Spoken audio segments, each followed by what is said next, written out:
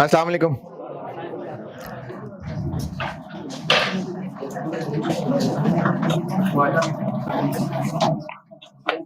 दुरूद शरीफ पढ़ लें।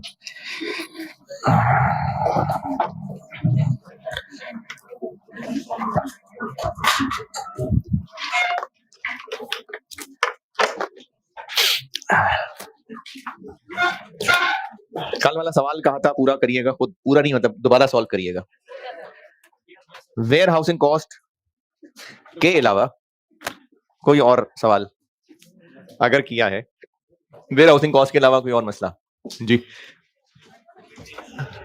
है? बैठ के पूछ ले यार, कोई बात नहीं। दोबारा बोलिए। हाँ हाँ,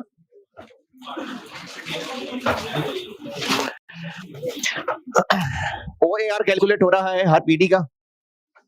सबसे बात कर रहा हूँ, OAR हर पीडी के लिए कैलकुलेट हो रहा है। और एक और काम मुझे लगता है मैंने हाँ बताया था 1290 के टोटल फैक्ट्री के जो सवाल में FOH दिए हुए, वो टोटल अगर आप सवाल वाले मिलाए ना तो 1290 बनते हैं। और फिर जब तीनों पीडीज में बांट दिए तो आखिर में जो तीनों पीडीज का टोटल आ रहा है वो 1290 है। हमने ना अल्टीमेटली सारे ओवरहेड्स समेट के पीडी में लाने हैं।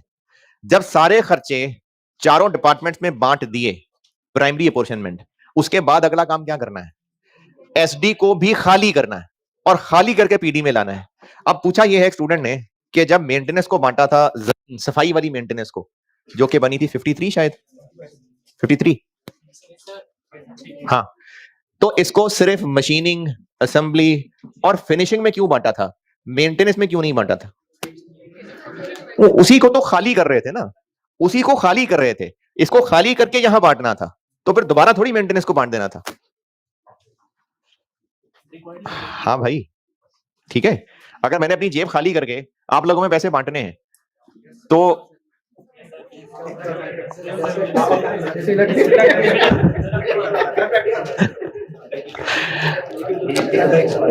नहीं यार, बोला नहीं जा रहा मुझसे, मिसाल मिसाल बदल लेता हूं। मैंने अगर अपनी जेब खाली करके अपने बच्चों को पैसे बांटने हैं तो अगर किसी इंसान ने अपने बच्चों को जेब खाली करके पैसे बांटने, तो जब वो जेब खाली करेगा और पैसे बांट रहा होगा तो 3 बच्चों को अगर पैसे बांट रहा है तो 1 2 3 4 वापस अपनी जेब में, फिर 1 2 3 4 वापस अपनी जेब में तो नहीं रखेगा ना, वो तो उनमें बांटना है। तो मेंटेनेंस को खाली कर देना है, इसलिए बाकी तीनों में बांटना है। तो दोबारा अगर मेंटेनेंस कोई बांट लेना होता तो फिर मेंटेनेंस खाली तो नहीं ना हो रहा जी। समझ नहीं आई?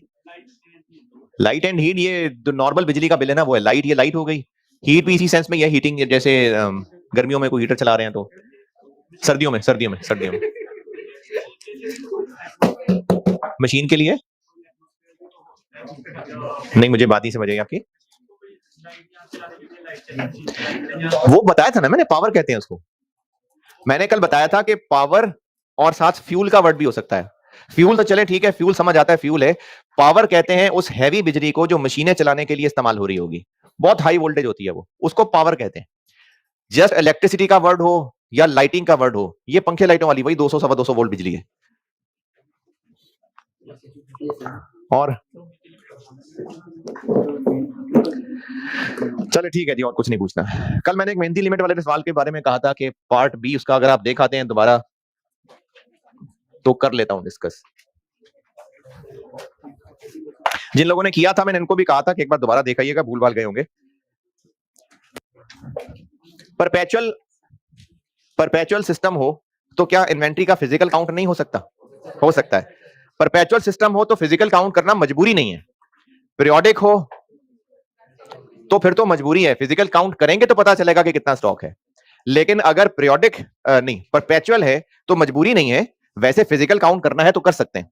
अगर सारे रिकॉर्ड सही हैं तो फिजिकल काउंट करके जितना क्लोजिंग स्टॉक पड़ा होगा रिकॉर्ड के मुताबिक, फिजिकल काउंट करेंगे तो भी उतना ही होना चाहिए ना, अगर सारे रिकॉर्ड सही हैं। लेकिन अगर उतना नहीं है तो फर्क की वजह ढूंढनी होगी।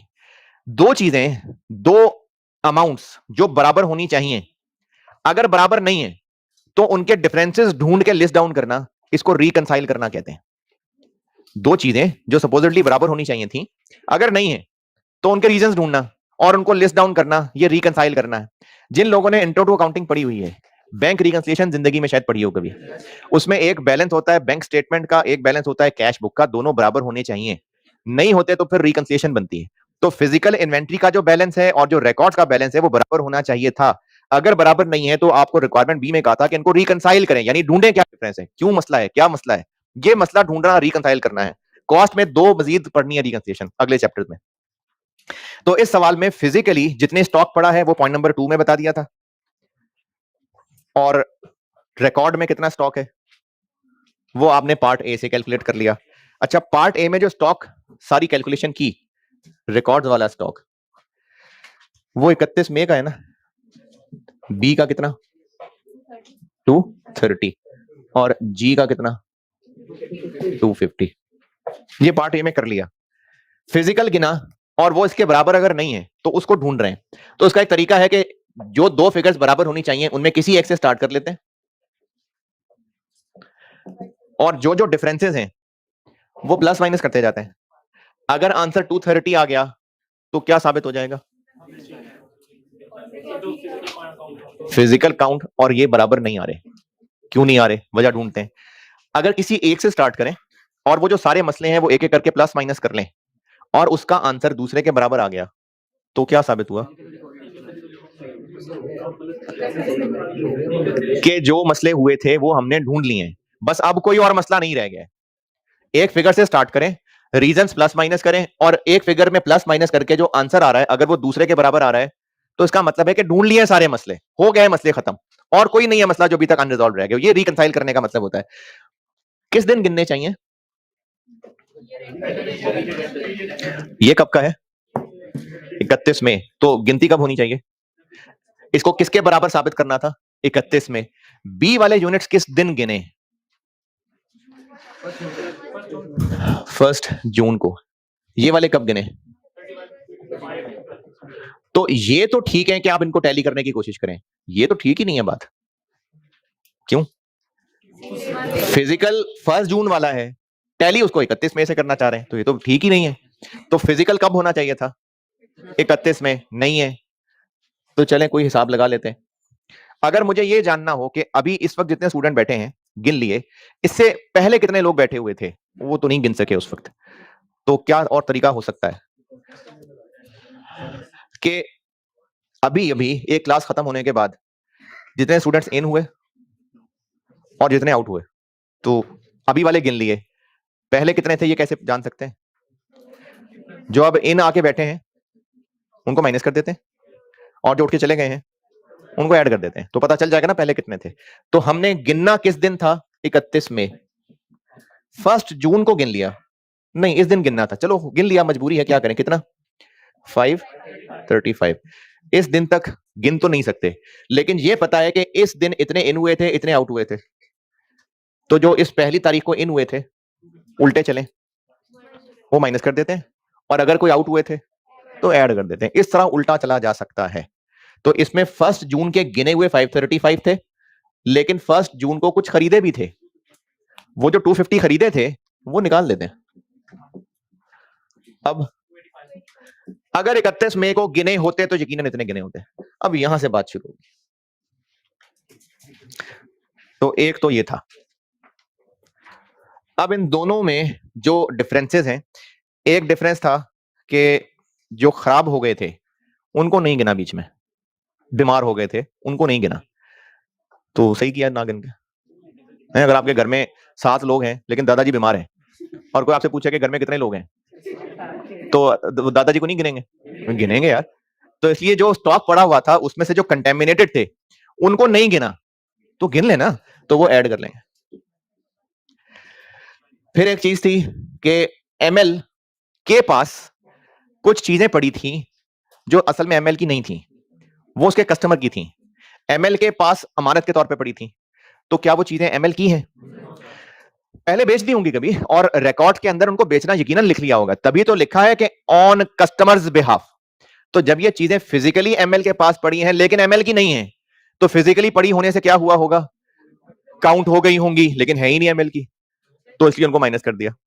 और इसी का उलट कुछ यूनिट्स ऐसे हैं जो एमएल के हैं लेकिन पड़े सप्लायर के पास हुए हैं एमएल के, यकीनन उनको खरीद लिया होगा और अकाउंटेंट ने परचेज रिकॉर्ड भी कर ली होगी, क्योंकि अकाउंटेंट तो कागज देख के रिकॉर्डिंग करता है, लेकिन पड़े अभी वो वहीं हुए हैं। तो जब यहां पड़े ही नहीं हुए तो काउंट ही नहीं हुए होंगे, हैं हमारे, तो ऐड कर लें। वो यही था इसमें। और कोई चीज किसी ने पूछनी है तो पूछ लें।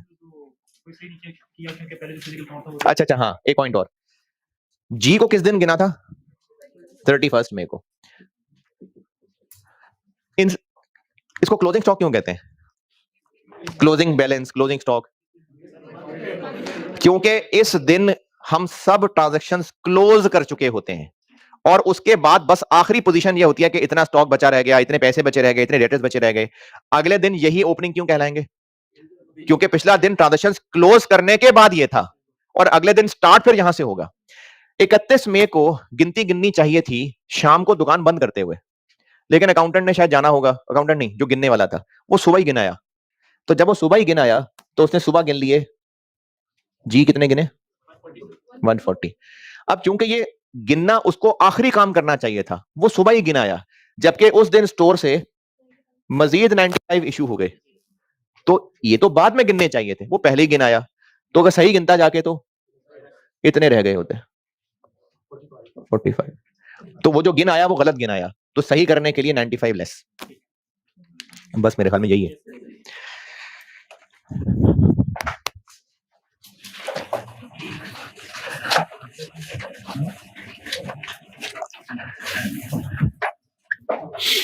एक सवाल लिखें।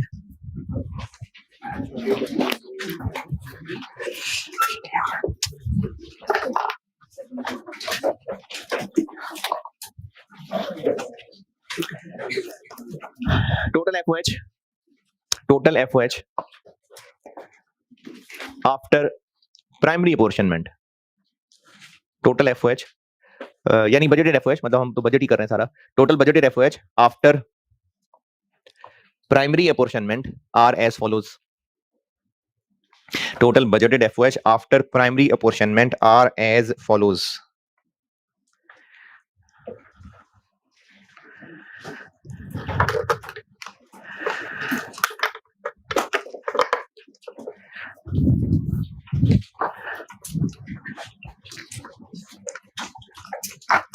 अब एज फॉलोज बता रहा हूं। PD1 6 lakh, PD2 8 lakh, SD1 180,000 और SD2 200,000। क्या मतलब आफ्टर प्राइमरी अपॉर्शनमेंट? वो जो कल सवाल किया था उसमें सारे बांटने के बाद एंड पे टोटल किया था, तो वो प्राइमरी अपॉर्शनमेंट हो गई थी, तो अब ये वो टोटल बता दिए।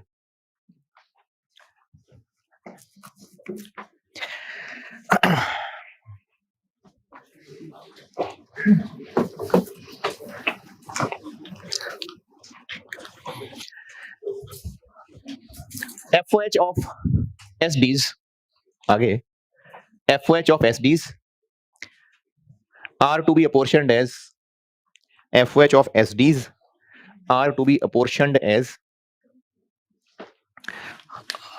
बल्कि नहीं चलो खैर, are to be apportioned as follows.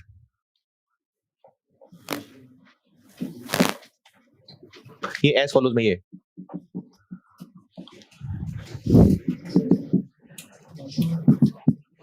SD1 को बांटेंगे 40% इधर और 10% नहीं 60% इधर, और SD2 को बांटेंगे 50 यहां 50 यहां।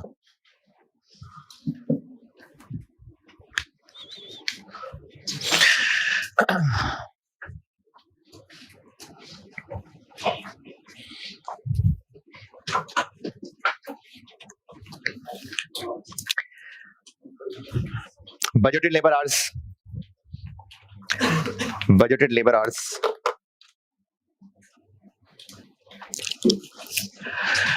PD1 के 10,000,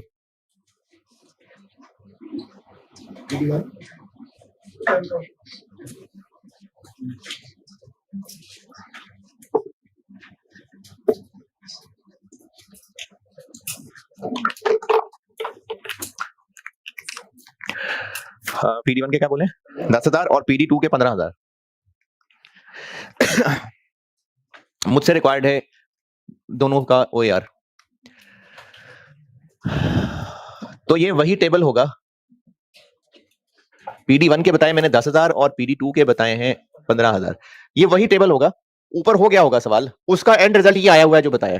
तो अब आगे क्या करना है, सेकेंडरी अपॉर्शनमेंट। रिक्वायर्ड है दोनों का OAR, PD1 का भी PD2 का भी।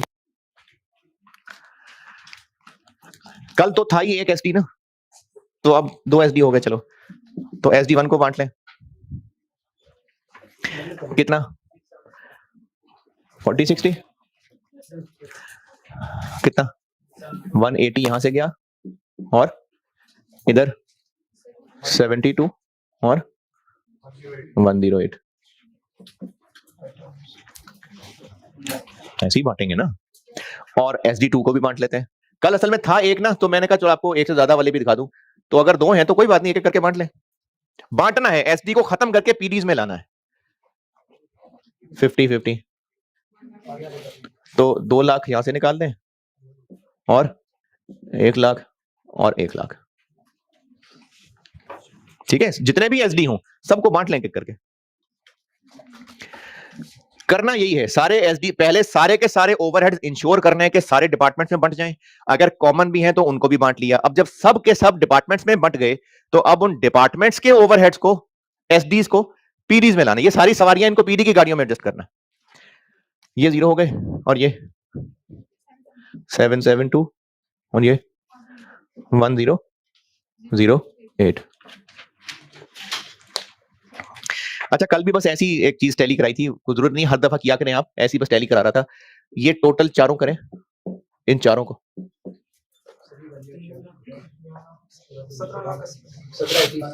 और इन दोनों को ऐड करें। तो हो क्या रहा है कि सारे के सारे FOH पहले सब डिपार्टमेंट में बंटे, फिर SD वाले सब PD में आ गए, यानी पूरी फैक्ट्री के FOH सिमट के आप PDs में गए। अब OAR निकलेगा।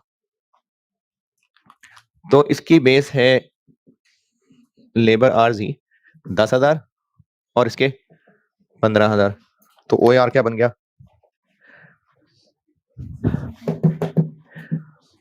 772.2 और इधर 60.2। तो कल वाला ही जो मैंने मसला नंबर 1 लिखा था कि SDs बस सिर्फ PDs को ही सपोर्ट कर रहे हैं,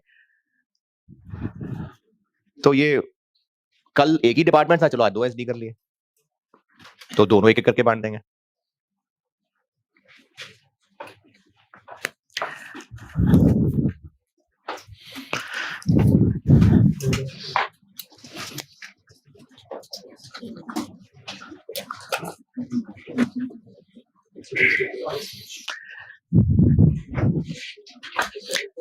है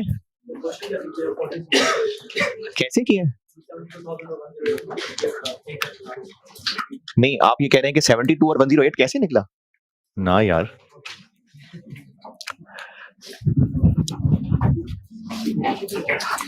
SD1 का टोटल है 180,000 और सवाल में बताया है कि उसमें से 40% PD1 को बंटना है, 60% PD2 को बंटना है। तो 180,000 का 40% लिया, 180,000 का 60% लिया।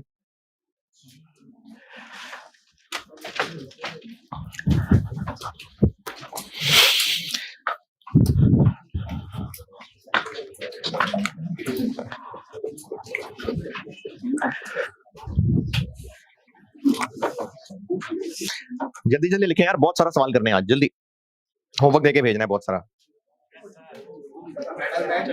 है। तो आपने थोड़ी खेलना है।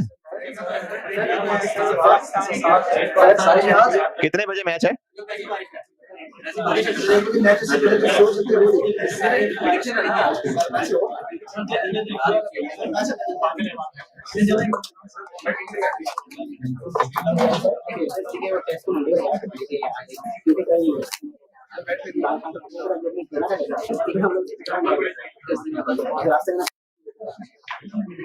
तो फिर अलग से पूछ छोटी नहीं करेगा, दोस्ती यारी में कर लो, दोस्ती यारी में कह दो। नोटेड।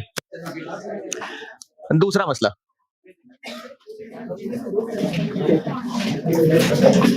दूसरा मसला, पहला मसला बनाया था कि एसडीज पीडीज को सपोर्ट कर रहे हैं बस, अब एसडीज को भी सपोर्ट करेंगे हैं? नहीं नहीं, दोनों को सपोर्ट कर रहे हैं ना, ये एसडी पीडी का कोई मुकाबला थोड़ी आप इसमें कि एक को सपोर्ट करना है दूसरे को नहीं करना। तो एसडीज यानी एसडी 1 हो सकता है कि जैसे ये मेंटेनेंस डिपार्टमेंट होता है, ये कैंटीन डिपार्टमेंट होता, तो कैंटीन में इनके वर्कर्स को भी खाना देते ही होंगे, तो इसलिए ये इनको भी सपोर्ट कर रहा होता, इनको भी सपोर्ट कर रहा होता। तो एसडीज आपस में एक दूसरे को भी सपोर्ट कर रहे हो तो क्या? अच्छा, अगर आपस में भी एक दूसरे को सपोर्ट कर रहे हो तो जो असल मसला है उस तक पहुंचाने के लिए मैंने बीच का एक जबरदस्ती का मसला क्रिएट किया है। पहले ये समझ लें, फिर उस तीसरे मसले, इसलिए मैंने इसको तीसरा मसला बना दिया। ये जो अब बताने लगा हूं ये इतनी कोई खास इंपॉर्टेंट बात नहीं है, लेकिन ये बता रहा हूं फिर अगला मसला समझने में निस्बतन आसानी होगी, इसलिए बस एक बीच का जबरदस्ती मसला क्रिएट कर रहा हूं कि SDs provide support to other SDs as well. लेकिन जो मैं अलग अलग तोड़ रहा हूं जिस वजह से, वो ये वजह है। क्या मतलब वन वे सपोर्ट? इसकी मिसाल ऐसे है कि पीडीज SD1 पीडीज को सपोर्ट कर रहा है, SD2 भी पीडीज को सपोर्ट कर रहा है, SD1 SD2 को सपोर्ट कर रहा है, SD2 SD1 को नहीं कर रहा। और एक और भी चले अगर डाल लें तो इसको भी सपोर्ट कर रहा है, लेकिन इसे SD1 को सपोर्ट नहीं जा रही। SD3 SD2 को सपोर्ट कर रहा है, लेकिन SD2 से सपोर्ट ले नहीं रहा है। ये वन वे सपोर्ट है, यानी एक एसडी दूसरी एसडी को सपोर्ट कर रहा है लेकिन उससे सपोर्ट ले नहीं रहा, इसको मैं वन वे सपोर्ट कह रहा हूं।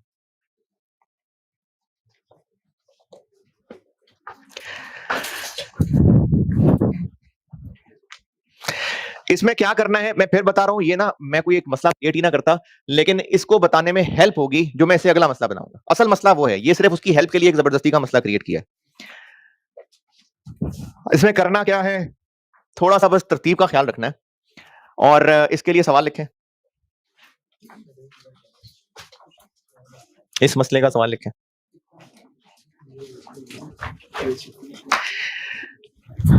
सेम सवाल है इस पहले वाला, ये अभी पहले वाला, थोड़ा पहले वाला, एक्सेप्ट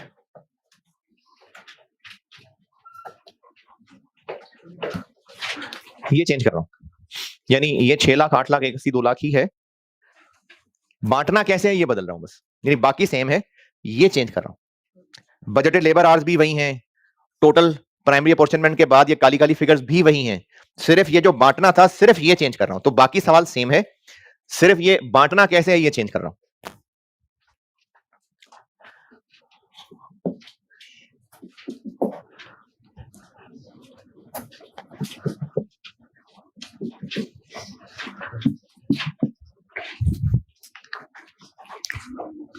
ये क्या हुआ अब, SD1 तो सिर्फ पीडीज को सपोर्ट कर रहा है, तभी उसका 30% इधर 70 इधर जाना चाहिए, लेकिन SD2 पीडीज को तो सपोर्ट कर रहा है, SD1 को भी कर रहा है। और वन वे क्यों कह रहा हूं उसको, क्योंकि SD1 से SD2 को सपोर्ट नहीं हो रही।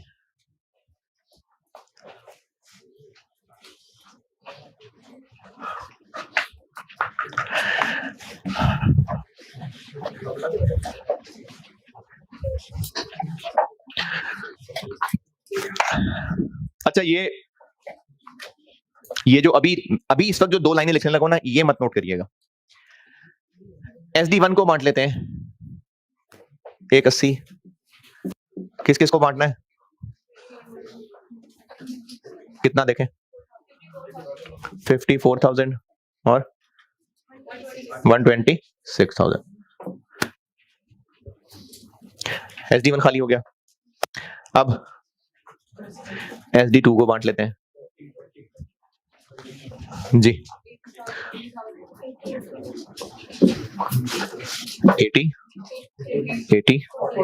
40, ये क्या हुआ,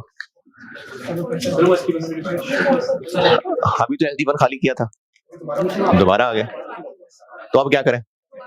दोबारा बांट लेते हैं। तो इतना कोई बड़ा मसला नहीं है, इसको दोबारा बांट लेते हैं। लेकिन ज्यादा मसला ये था भी नहीं, ये तो मैंने टू वे की वजह से ये बताया है।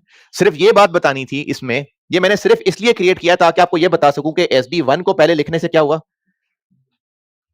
कि जब SD2 बांटा तो फिर से SD1 में आ गया ना, है ना? तो बस सिर्फ यही बताने के लिए मैंने मसला बनाया था। तो ये इतना बड़ा मसला नहीं है, लेकिन इस मसले का हल सिर्फ थोड़ी तरतीब बदल के हो सकता है। नहीं, मैंने मना किया था लिखने से, मैंने कहा था ना लिखें। तो अब क्या करें फिर? पहले SD2 बांट लेते हैं। फिर SD2 बांट लें 40 40 20, 2 लाख यहां से निकाल लें, यहां पहुंच गया 80 80 40। अब SD1 को खाली कर लें। कितना आ गया SD1 में जो खाली कर लें? 220। तो अब 220 खाली करेंगे फिर यहां से।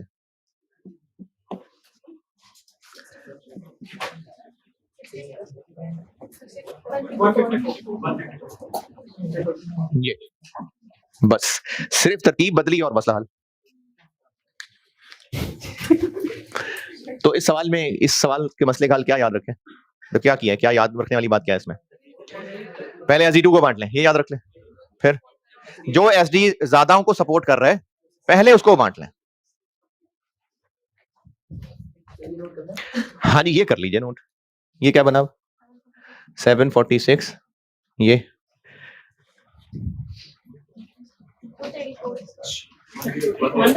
1034। तो OAR क्या बन गया? 74.6,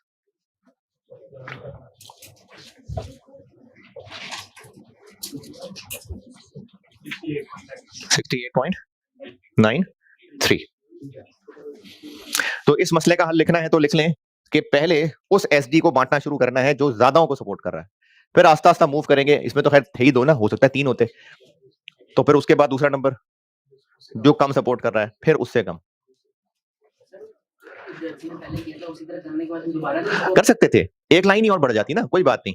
तो ये इतना बड़ा मसला नहीं है, लेकिन मैं आपको बस ये बात बताना चाह रहा था, इसलिए ये मिसाल बनाइए। अब मसला 3 पे आता हूं, वो है असल मसला। नहीं, उसमें अरेंजमेंट मैटर नहीं करेगी, उसमें कुछ और मसला होगा।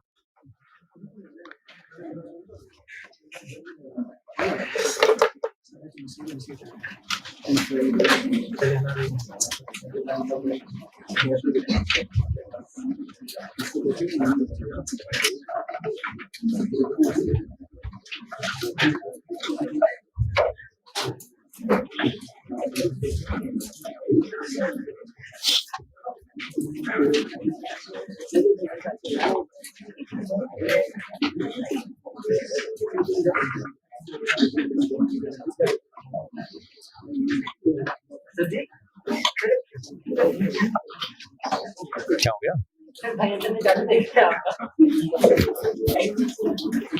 वो लाइव नहीं हो सकता यार, वो तो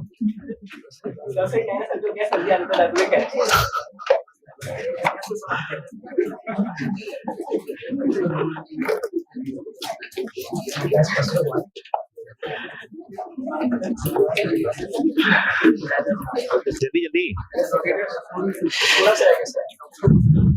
चलें। अब अगला मसला जो कि वाकई मसला है,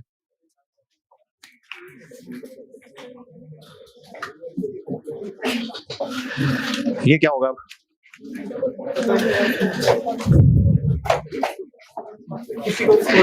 इसमें 2 से ज्यादा SD टेस्ट नहीं होंगे, वरना तो आप यही सवाल करते रहेंगे पेपर में। ये है 2 वे सपोर्ट।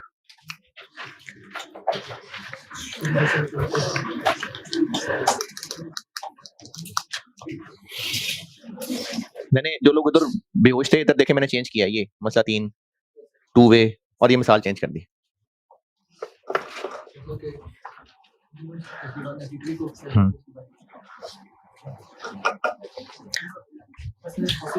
है, बिल्कुल पॉसिबल है। क्या? हाँ, मतलब वो सिर्फ ये चीज बतानी थी कि इसको खाली करेंगे तो उधर आ जाएगा, सिर्फ ये बताने के लिए मसला 2 बनाया था, वरना मैं डायरेक्ट इस पे भी आ सकता था।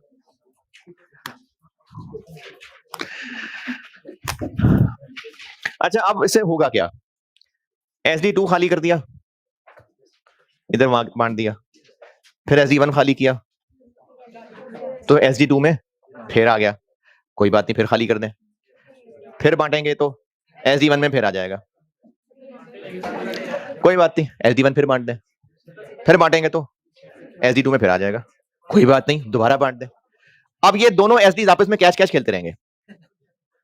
इस मसले के क्या पढ़ा रहा हूं कि जब बांटेंगे, एक खाली करेंगे तो दूसरे में आ जाएगा, फिर दूसरा खाली करेंगे तो फिर पहले में आ जाएगा, फिर पहला खाली करेंगे तो फिर दूसरे में आ जाएगा, फिर दूसरा खाली करेंगे तो पहले में आएगा, फिर पहला खाली करेंगे तो फिर दूसरे में आएगा। इस मसले के हैं दो हल, इस मसले के दो हल हैं। एक हल कहलाता है रिपीटेड डिस्ट्रीब्यूशन,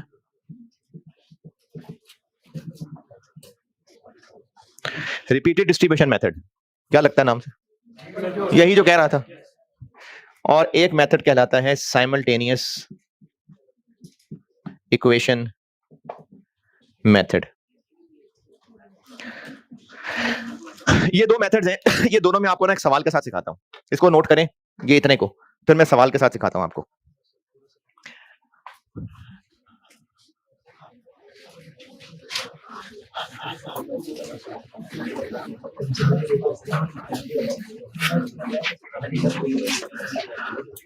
ये हेडिंग लिखें, ये लिखें और ये लिखें।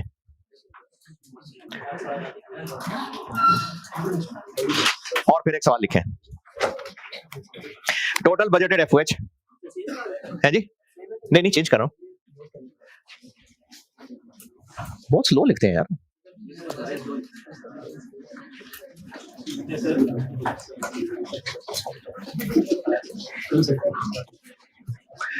टोटल बजटेड एफओएच जी, क्वेश्चन है total budgeted FOH after primary apportionment, total budgeted FOH after primary apportionment are as follows.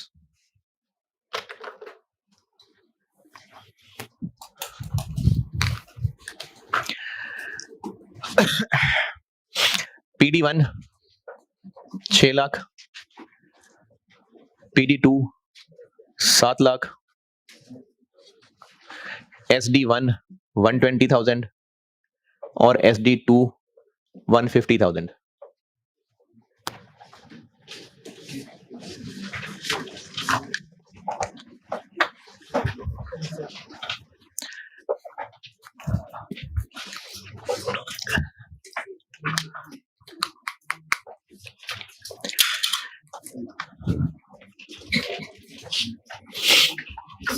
यहां तक लिखा।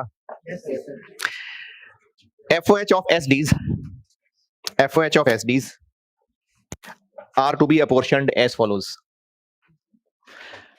FOH of SDs are to be apportioned as follows.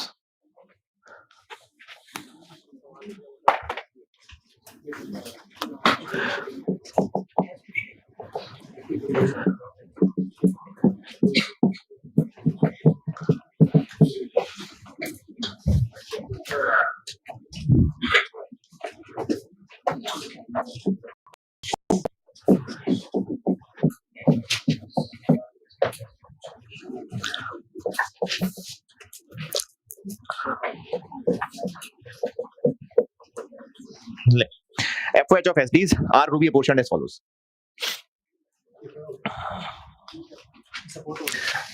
जी क्या हुआ? ये एज फॉलोज परसेंटेज बता रहा हूं। एसडीज के खर्चों को ऐसे ऐसे बांटना है।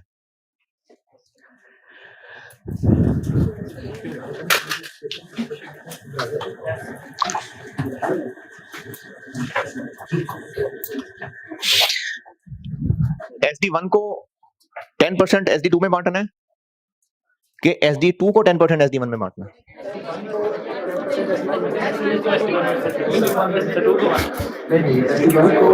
SD1 को बांटते हुए 10% SD2 में बांट देंगे। अच्छा, SD2 को बांटते हुए 20% SD1 में बांटना है कि SD1 को बांटते हुए SD2 में 20% तो ये दोनों में फर्क क्यों हो गया? कोई फर्क नहीं, कोई फर्क नहीं हुआ। इस 20% की क्या इंटरप्रिटेशन है? SD2 को जब बांटेंगे तो SD1 में इतना बांट देंगे, और जब SD1 को बांटेंगे तो इतना SD2 में बांट देंगे। ये मैंने उलट कर दिया है, लेकिन इनमें से सीधा कौन सा है?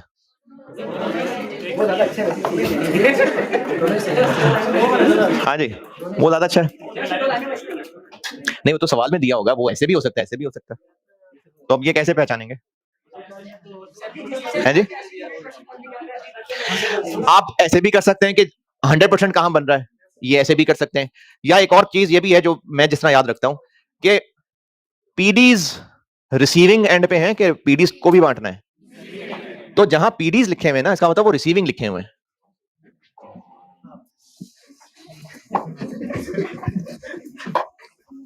ये रिसीविंग लिखे हुए हैं, ये रिसीविंग है, यानी SD2 में SD1 इतना बांटना, SD1 में SD2 को इतना बांटना। तो पीडीज के हिसाब से देख लें कि ये पीडीज जहां है, इसका मतलब वो रिसीविंग है।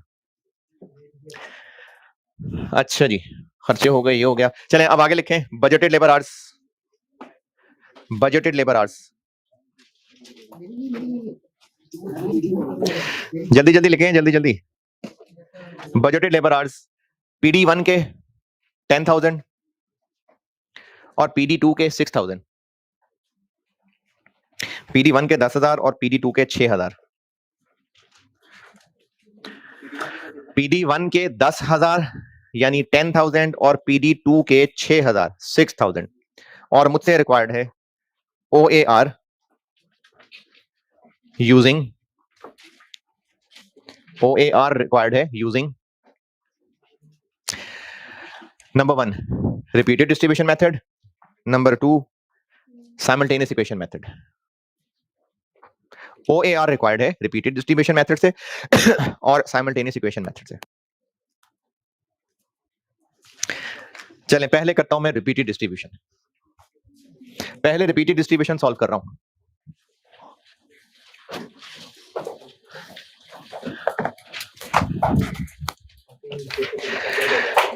रिपीटेड डिस्ट्रीब्यूशन, रिपीटेड डिस्ट्रीब्यूशन में पहले किसको बांटें? जिसको मर्जी, बार बार तो बांटना है, जिसको मर्जी। SD1 को बांट लेता हूं पहले। SD1 को बांटना है कितना कितना?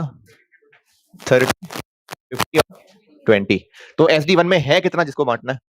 120। तो 120 यहां से निकाल देते हैं और इधर आ जाएगा 36, 60 और 24।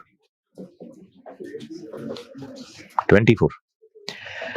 अब SD2 को बांट लेते हैं। SD2 को कितना बांटना है?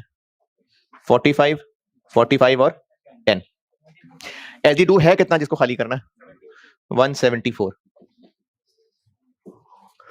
हाँ जी, कितना कितना?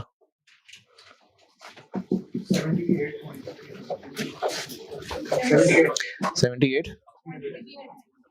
78 300, 78 300। SD2 खाली हो गया, SD1 में फिर आ गया। SD1 खाली कर लेते हैं। रिपीटेड डिस्ट्रीब्यूशन कर रहा हूं मैं सॉल्व। इसको रिपीटेड डिस्ट्रीब्यूशन इसलिए कहते हैं क्योंकि हम यही तो कर रहे हैं। अब कितना खाली करना है? 17,400 कर दें खाली। 5220,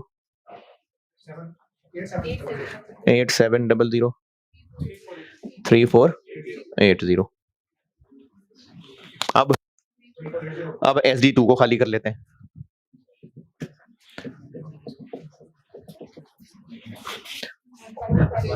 थ्री फोर एट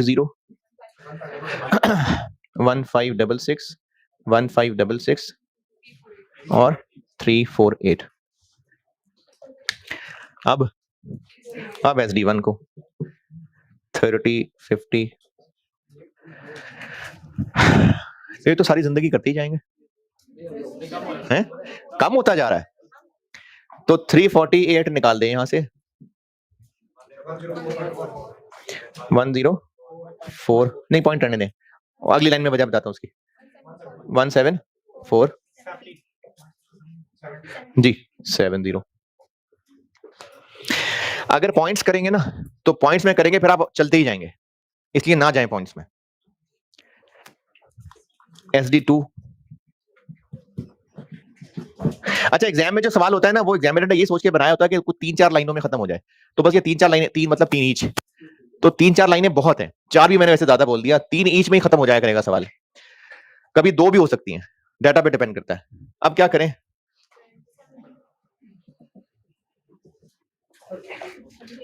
हाँ जी, यहां से निकाल देंगे 70, तो यहां पर आ जाएगा कितना। अच्छा, ऐसा कर सकते हैं कि आप इसको यहां ना बांटें, क्यों, क्योंकि जब यहां बांटेंगे कितना आ जाएगा 7, और फिर जब 7 को अगली दफा बांटेंगे तो पॉइंट्स में चला जाएगा। तो आप ये कर सकते हैं काम, जो मैं अगली लाइन में करूंगा, अभी फिलहाल बांट देता हूं मैं, अगली लाइन में बताऊंगा कि और क्या कर सकते थे। 7 32 32 31 कर लेते हैं, कोई एक 2 और एक कोई 1 कर ले, वो नहीं पसंद तो उसको 1 कर ले, कुछ 2 कर ले। और अब SD1 30 50 20, अब जब 7 को बांटेंगे ना तो फिर तो पॉइंट्स में आ जाएगा, तो बस यहां नहीं लाते, वरना यहां क्या आना था, तो 1.4 फिर वो पॉइंट में, फिर उसके बाद 1.4 को बांटते, तो बस यहीं पर क्लोज कर देते हैं इसको नहीं, और यहीं पर खुद ही अंदाजे से 3 और 4 बांट देते हैं। ये कम है ज्यादा है ना, तो इसको 3 इसको 4 कर ले, आखिर में आके कहीं तो राउंड ऑफ करना पड़ेगा, वरना तो चलता जाएगा।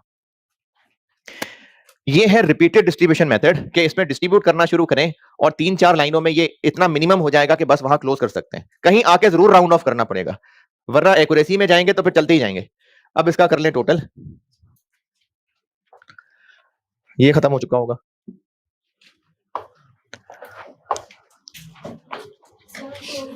ये वाला 7212225, ये 148775, ये बन गया न्यूमरेटर, और लेबर आवर्स बेस है 10,000 और 6,000,